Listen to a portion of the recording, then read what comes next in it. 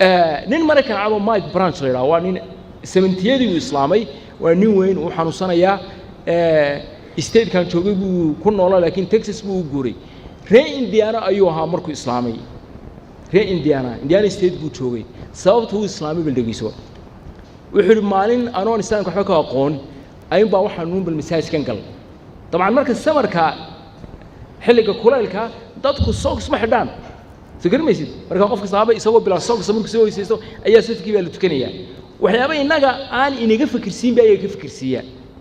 waliba qofku ilaahay hanuun iyo xaqiiqo la doonayo wuxuu markii saa loo rukuucay ayun baa dadka caagahoogu mar eego left and right midig iyo bidix bisoo kala wada color weeyaan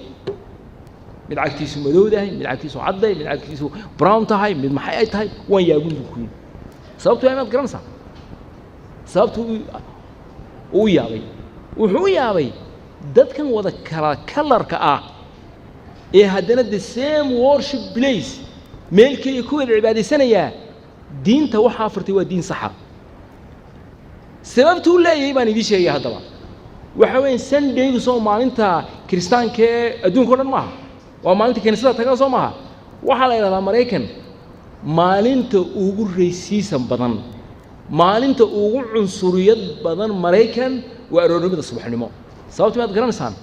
qolo walbaaba kaniisada tagtaa madowga cadaanka lama tukado soo garmaysid in cadaanku Isbaanishka lama tukadaan Isbaanishku madowga lama tukadaan qolo walba iyagoo ma garanaysaa isirkoogii iyo ethnic groupkoogii raacaya waxa weeyaan waxa helaysaa kaniisada ay leeyihiin Greego kaniisada ay leeyihiin Kristaanka Carabtu Kristaanka mid madowgu leeyahay mid Isbaanishku leeyahay mid cadaanku leeyahay marka wuxuu haddii Kristaankii xaq sheeganayaan ku dhashay lagu soo koriyay aanu madowgii cadaankii aanu midayn kareen oo kaniisada cadaanka aanu madowgii aan loo ogoleen diintani cadaankii iyo madowgii iyo yalowgii waxa doonaan ahaadaan isku wada keentay waa diin sax sidii ku islaamay lamaantana waa muslim wuuna xajiyay alxamdulillah rabbil alamin ilaa khaatimada hawaaji cafan hasiyo